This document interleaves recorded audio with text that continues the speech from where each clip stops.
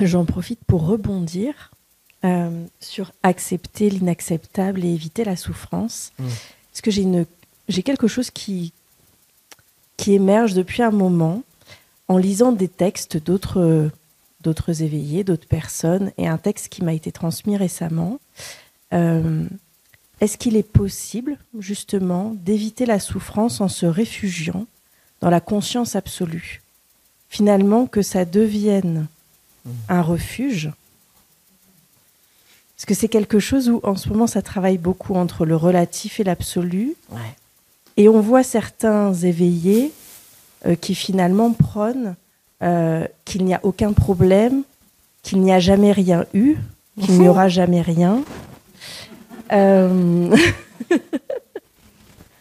Voilà.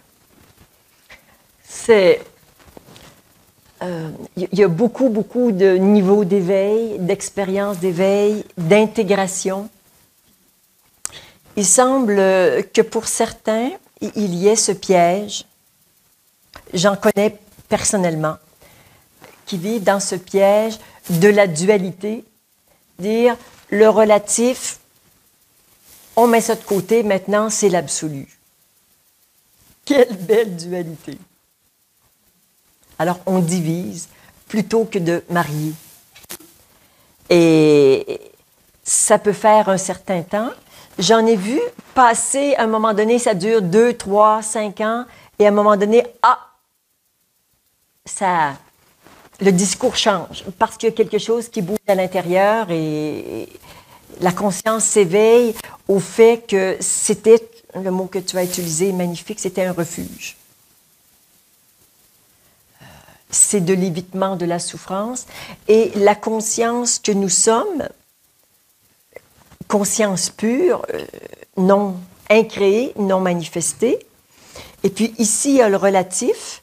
Alors je dis ça, on s'en fout et je me réfugie ici, mais ça ne marche pas parce que dans la vérité, cette conscience-là, elle a été mise au centre du relatif pour l'illuminer, pour le libérer et pour vivre vraiment complètement cette incarnation. Donc on ne peut pas les séparer, ça ne marche pas.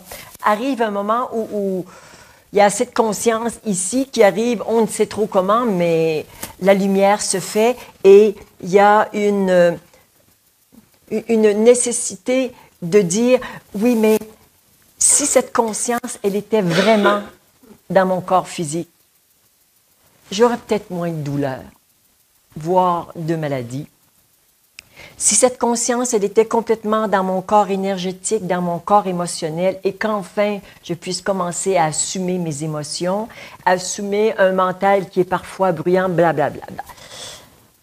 Ben oui, ben là, c'est une autre partie du chemin qui se fait dans le sens de l'intégration de l'un et de l'autre.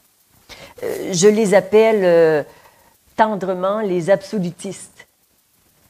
Ceux qui amènent tout dans l'absolu, mais c'est vraiment un absolu qui vient de la division. C'est pas ça. Je me rappelle d'un éveillé qui était venu à un de mes stages il y a très longtemps. C'était à Avignon.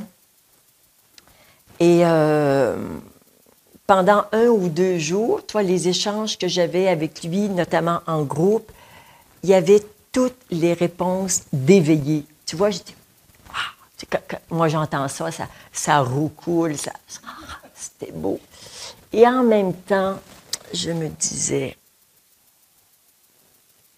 il y a un truc. Il y a un truc qui sonne faux. Alors, je le prends à part au moment de la pause et je commence presque à le déshabiller ou gentiment à l'interroger, tu vois, pour essayer de voir qu'est-ce que je sentais mais que je ne voyais pas. Alors, il me dit, il avait un peu plus de 60 ans, sa femme l'avait quitté quelques mois auparavant, il avait beaucoup de chagrin, il était éveillé. Et il avait vécu son éveil suite à plusieurs années passées avec un maître, mais qui avait une présence absolue. Et on m'a dit, lui ou quelqu'un d'autre, que son maître, notamment, quand ses disciples lui apportait quelque chose à manger, il ne disait pas merci, il n'allait pas s'abaisser à ces humains comme ça. Donc, son éveil était issu de ce maître et il avait ce même rejet, dédain des émotions humaines. Donc, il m'a dit, ma femme m'a quitté après une relation très longue et il a dit, j'ai laissé à la porte de la salle toutes mes émotions. Ah ben, j'ai dit, va les chercher.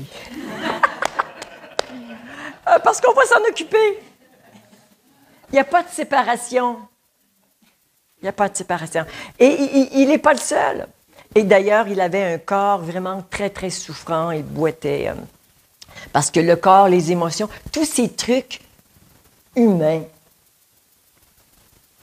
lui, c'était le divin. Ben non, le divin, il s'incarne dans l'humain, c'est pour l'infuser, c'est pour le nourrir, c'est pour l'illuminer. Donc voilà, oui, il y a ce genre d'enseignement et bien d'autres. Bon, ben voilà, tu sais ce que j'en pense.